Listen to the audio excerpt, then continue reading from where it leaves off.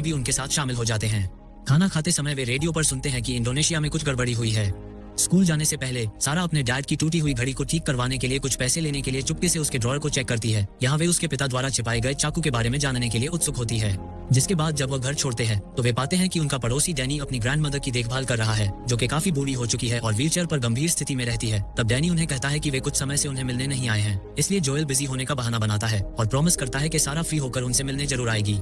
जिसके बाद स्कूल के बाद सारा अपने डैड की घड़ी ठीक कराने के लिए शहर जाती है। जब दुकानदार घड़ी पर काम कर रहा होता है तो अचानक उसकी वाइफ वहां आती है, जो काफी डरी हुई दिखती है और जल्दी से शॉप को बंद कर देती है। दुकानदार को समझ नहीं आ रहा होता कि क्या हो रहा है, लेकिन वह अपना काम पूरा करने के लिए जल्दी करता है ताकि सारा वहां से जा सके। उसी शाम सारा अपने पड़ोसियों से मिलने जाती है और डैनी की वाइफ कोनी को बताती है कि उसने रास्ते में बहुत सारी पुलिस देखी है, लेकिन कोनी ने न्यूज़ पर ऐसा कुछ भी नहीं सुना। वहाँ घर में डीवीडी का एक बड़ा कलेक्शन है और सारा इसे चेक करने लगती है। तभी उसके पीछे बूढ़ी ग्रैंडमदर को एक अजीब तरह का दौरा पड़ता है, जबकि वो हिलने डुलने में बिल्कुल सक्षम नहीं है, लेकिन सारा इसे नोटिस नहीं कर पाती और एक डीवीडी अपने बैग में रख लेती है। बाहर जाते समय वह देखती है कि कुत्ता बूढ़ी ग्रैंडमदर को उत्सुकता से घूर रहा है।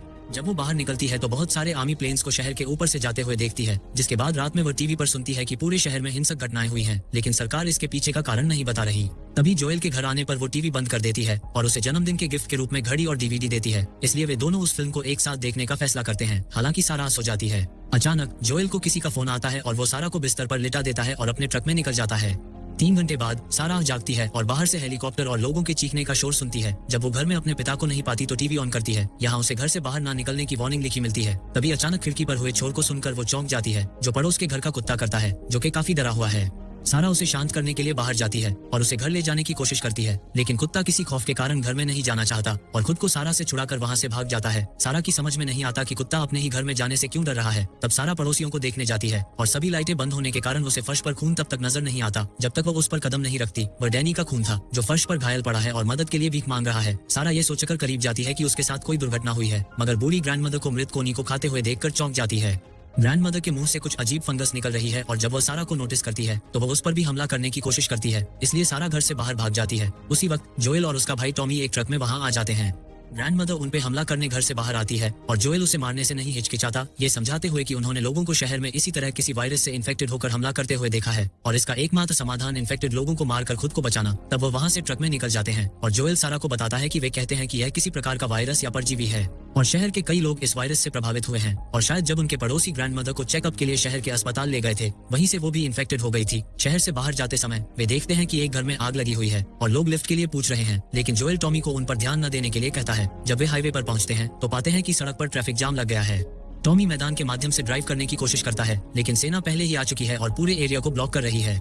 वे शहर को पार करने के लिए ट्रक को घुमाते हैं और नॉर्थ की ओर जाते हैं, इस उम्मीद में कि उन्हें मैक्सिको जाने के लिए कोई साफ सड़क मिल जाएगी। आर्मी प्लेन्स जमीन के काफी करीब से उड़ रहे हैं और शहर में लोग डरे हुए हैं और शहर से बाहर भागने की कोशिश कर रहे हैं और कारों के गुजरने के लिए जगह नहीं छोड़ रहे। टॉमी वापस जाने की कोशिश करता है, लेकिन ट्रक को अब घेर लिया गया है और तभी आर्मी वहां बम गिरा देती है। उनका ट्रक विस्फोट की चपेट में आ जाता है और पूरा परिवार कुछ सेकंड के लिए बेहोश हो जाता है। जब सारा को होश आता है तो वह पाती है कि उसके टखने में चोट लगी है और जोएल उसकी सावधानी से ट्रक से बाहर निकलने में मदद करता है। उसी वक्त एक कार ट्रक से टकरा जाती है और उसमें आग लग जाती है, जिससे वह गली बंद हो जाती है जहां टॉम कुत्ता अपने ही घर में जाने से क्यों डर रहा है। तब सारा पड़ोसियों को देखने जाती है और सभी लाइटें बंद होने के कारण उसे फर्श पर खून तब तक नजर नहीं आता जब तक वो उस पर कदम नहीं रखती। वह डैनी का खून था, जो फर्श पर घायल पड़ा है और मदद के लिए भीख मांग रहा है। सारा ये सोचकर करीब जाती है कि उसके साथ कोई दुर्घटना हुई है, मगर बूढ़ी ग्रैंडमदर को मृत कोनी को खाते हुए देखकर चौंक जाती है।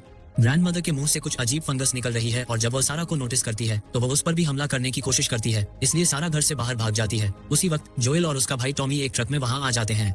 ग्रैंडमदर उन पे हमला करने घर से बाहर आती है और जोएल उसे मारने से नहीं हिचकिचाता, ये समझाते हुए कि उन्होंने लोगों को शहर में इसी तरह किसी वायरस से इन्फेक्टेड होकर हमला करते हुए देखा है और इसका एकमात्र समाधान इन्फेक्टेड लोगों को मारकर खुद को बचाना। तब वो वहां से ट्रक में निकल जाते हैं और जोएल सारा को बताता है कि वे कहते हैं कि यह किसी प्रकार का वायरस या परजीवी है और शहर के कई लोग इस वायरस से प्रभावित हुए हैं और शायद जब उनके पड़ोसी ग्रैंडमदर को चेकअप के लिए शहर के अस्पताल ले गए थे, वहीं से वो भी इन्फेक्टेड हो गई थी। शहर से बाहर जाते समय वे देखते हैं कि एक घर में आग लगी हुई है और लोग लिफ्ट के लिए पूछ रहे हैं, लेकिन जोएल टॉमी को उन पर ध्यान न देने के लिए कहता है। जब वे हाईवे पर पहुंचते हैं तो पाते हैं कि सड़क पर ट्रैफिक जाम लग गया है। टॉमी मैदान के माध्यम से ड्राइव करने की कोशिश करता है, लेकिन सेना पहले ही आ चुकी है और पूरे एरिया को ब्लॉक कर रही है। वे शहर को पार करने के लिए ट्रक को घुमाते हैं और नॉर्थ की ओर जाते हैं, इस उम्मीद में कि उन्हें मैक्सिको जाने के लिए कोई साफ सड़क मिल जाएगी। आर्मी प्लेन्स जमीन के काफी करीब से उड़ रहे हैं और शहर में लोग डरे हुए हैं और शहर से बाहर भागने की कोशिश कर रहे हैं और कारों के गुजरने के लिए जगह नहीं छोड़ रहे। टॉमी वापस जाने की कोशिश करता है लेकिन ट्रक को अब घेर लिया गया है और तभी आर्मी वहाँ बम गिरा देती है। उनका ट्रक विस्फोट की चपेट में आ जाता है और पूरा परिवार कुछ सेकंड के लिए बेहोश हो जाता है। जब सारा को होश आता है तो वह पाती है कि उसके टखने में चोट लगी है और जोएल उसकी सावधानी से ट्रक से बाहर निकलने में मदद करता है। उसी वक्त एक कार ट्रक से टकरा जाती है और उसमें आग लग जाती है जिससे वह गली बंद हो जाती है जहाँ टॉमी खड़ा था। तब दोनों भाई शहर के बाहर मिलने का फैसला करते हैं। तेजी से जाने के लिए जोएल सारा को उठा लेता है और सड़कों के माध्यम से अपना रास्ता बनाता है जो अब संक्रमित लोगों से भरी हुई हैं, जो मासूमों को खा रहे हैं। एक संक्रमित आदमी उन्हें देखता है और उनका पीछा करना शुरू कर देता है, इसलिए जोएल उससे बचने के लिए दुकानों और घरों के अंदर भागना शुरू कर देता है। संक्रमित आदमी हार नहीं मानता और उनका पीछा करता है जब तक कि वे वापस बाहर नहीं आ जाते, जहाँ वह उन पर हमला करने वाला होता है कि अचानक उसे एक आर्मी सोल्जर गोली मार देता है। जोएल मदद मांगता है, ये समझाते हुए कि वे संक्रमित नहीं है, लेकिन सैनिक को तब भी उन्हें मारने का आदेश मिलता है। जब वह आर्मी सोल्जर गोली मारता है तो जोएल रास्ते से हट जाता है और सारा को गिरा देता है। तब एक गोली उसके शरीर को छूती है। सोल्जर फिर से गोली मारने वाला होता है लेकिन उसी समय टॉमी वहां आ जाता है और उस सोल्जर को मार देता है। जोएल सारा को देखने के लिए भागता है और यह जानकर टूट जाता है कि गोली ने उसे केवल इसलिए नहीं मारा था क्योंकि गोली सारा के शरीर से गुजर कर आई थी। वह खून को रोकने की कोशिश करता है और सारा को बताता है कि सब कुछ ठीक हो जाएगा, मगर तभी सारा उसकी बाहों में मर जाती है। Angel broking is now angel one. पर क्यों? क्योंकि everyone deserves more speed. Angel one पे क्विक अकाउंट ओपनिंग के साथ स्टॉक मार्केट में इन्वेस्टिंग शुरू करो। एंजल वन, आगे बढ़ने का स्मार्ट सौदा। Investments in securities markets are सब 20 साल बाद बोस्टन एक क्वारंटाइन्ड बंजर भूमि बन गया है जिसकी सीमाओं पर लगातार सेना की नजर है। लोग सरकार द्वारा दी जाने वाली कोई भी छोटी मोटी नौकरी करते हैं, मगर लोगों के लिए यह एक काफी मुश्किल जिंदगी है। एक सुबह एक छोटा बच्चा जो बाहर खो गया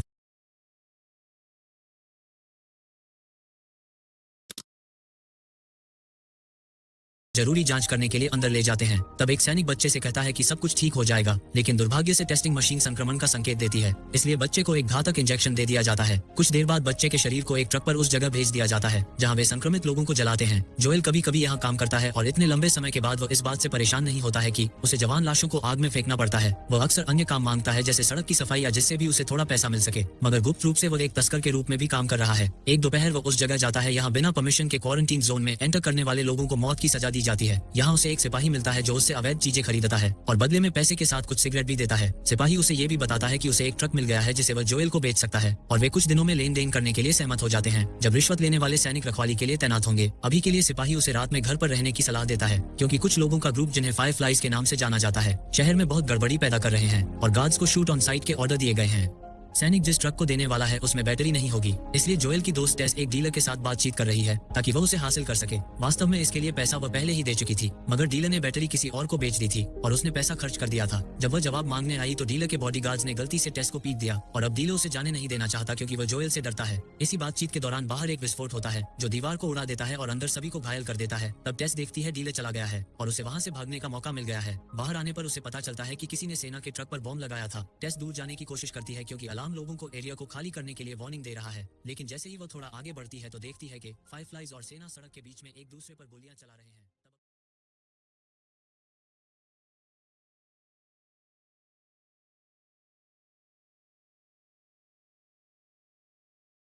गया है। उसने फायरफ्लाइज को अपना नाम वेरोनिका बताया है। जब भी कोई डॉक्टर जांच के लिए आता है तो उसे स्वस्थ बताता है, मगर अब एली उसके ऊपर बार बार होने वाले एक ही टेस्ट से परेशान हो गई है और अपने सवालों के जवाब जानना चाहती है। दूसरी तरफ जोएल अपने एक दोस्त से मिलने जाता है जिसके पास एक पुराना रेडियो है और लोग उसे पैसा देकर बाहरी दुनिया की खबरें जानते हैं। जोएल उसे सैनिक द्वारा दी गई सिगरेट देकर अपने भाई टॉमी के बारे में पूछता है जो सालों पहले व्योमिंग भाग गया था, लेकिन 3 हफ्तों से उसका कोई मैसेज नहीं आया है, जो कि साधारण बात नहीं है, मगर आज भी कोई खबर नहीं है। इसलिए जोएल वेट करते करते थक चुका है और उससे व्योमिंग टॉवर की लोकेशन के बारे में पूछता है। उसका दोस्त उसे लोकेशन दे देता है, मगर साथ ही उसे सावधान करता है कि बाहर जाना काफी खतरनाक हो सकता है क्योंकि वहाँ इन्फेक्टेड लोगों के साथ साथ लुटेरों से भी खतरा है। तब जोएल घर जाता है और सभी चीजों को बाहर निकालता है जो उसने भागने के लिए शुरू से इकट्ठा की थी और मैप के जरिए व्योमिंग टॉवर जाने का प्लान बनाना शुरू कर देता है, जिसके दौरान वो काफी शराब पीता है और तब पता चलता है कि उसकी घड़ी फिर से टूट गई है, मगर वह अपनी बेटी को याद करने के लिए इसे पहने रखता है। आखिरकार वह सो जाता है। जब टेस अंत में घर आती है वह उसे जगाने के बजाय बस उसके साथ सो जाती है।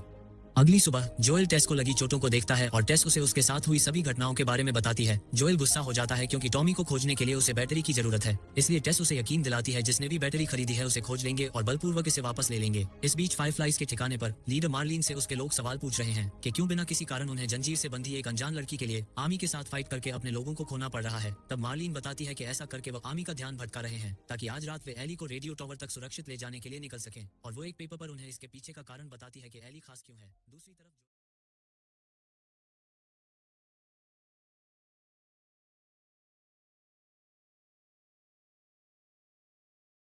मगर तभी अचानक मार्लिन वहाँ आ जाती है और एली को उसका बैग देती है जिसमें उसका एक चाकू भी है जो उसे काफी पसंद है। अंततः वो उसकी जंजीरों को खोल देती है और उसे बताती है कि क्यों वो सबके लिए खास है, जिसे उसे अपनी सेफ्टी के लिए किसी को नहीं बताना चाहिए।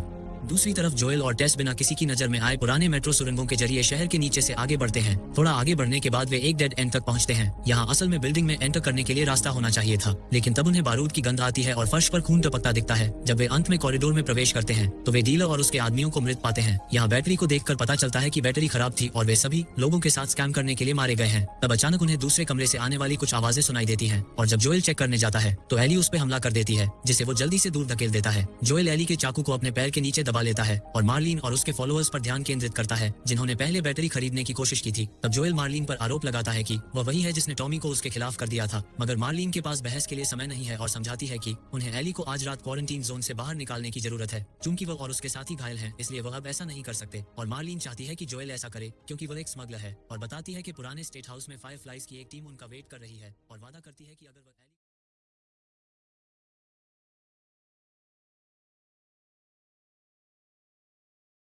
लेकिन एली को यह पसंद नहीं आता और मार्लिन उसे विश्वास दिलाती है कि उनके पास यही एक रास्ता है। एली अपना चाकू वापस लेती है और जोएल और टेस के साथ जाने से पहले अपना बैग उठा लेती है। उन्हें रात ढलने का इंतजार करना है, इसलिए फिलहाल वे जोएल के घर रुकते हैं। जोएल तब तक सोने का फैसला करता है जब तक कि जाने का समय नहीं हो जाता। कुछ घंटे बाद जोएल जागता है और एली को यह कहते हुए सुनता है कि वह दीवार के दूसरी तरफ जाना चाहती है क्योंकि वो अपनी पूरी लाइफ में इस शहर से बाहर कभी नहीं गई। जोएल सोचता है कि एली शहर के किसी इंपॉर्टेंट लीडर की बेटी है, लेकिन एली अपने बारे में कुछ नहीं बताती। उसी समय टेस वहां आती है और बताती है कि जाने का समय हो गया है। आमी लोगों को कर्फ्यू के बारे में याद दिलाने के लिए पूरी रात सड़कों पर गश्त करती है, मगर टेस और जोएल एली को साथ लेकर एक विशेष तस्वीर सुरंग के जरिए शहर की सीमा के ठीक बाहर निकल आते हैं। एली को विश्वास नहीं हो रहा कि वह सच में उस क्वारंटीन शहर से बाहर आ गई है और बिना किसी इमारत वाले आकाश को देखकर वो चकित हो जाती है। सेना और मिलिट्री लाइट से बचते हुए तीनों छिपते छिपाते धीरे धीरे आगे बढ़ते हैं, मगर जब वे एक पुरानी दीवार के पास पहुंचते हैं तो एक सैनिक उन्हें देख लेता है। टेस की रिश्वत की पेशकश को नजरअंदाज करते हुए वो आदमी तुरंत उन्हें घुटनों पर बैठा लेता है और मशीन से उनकी जांच करता है। जोएल और टेस ठीक हैं, लेकिन जब वो एली के पास जाता है तो वह अपने चाकू से उसके पैर पर वार कर देती है। सैनिक उसे मारने के इरादे से एली पर अपनी बंदूक पॉइंट करता है और तभी जोएल को वह रात याद आती है जब उसने अपनी बेटी सारा को खो दिया था। तब जोएल सैनिक पर हमला करता है।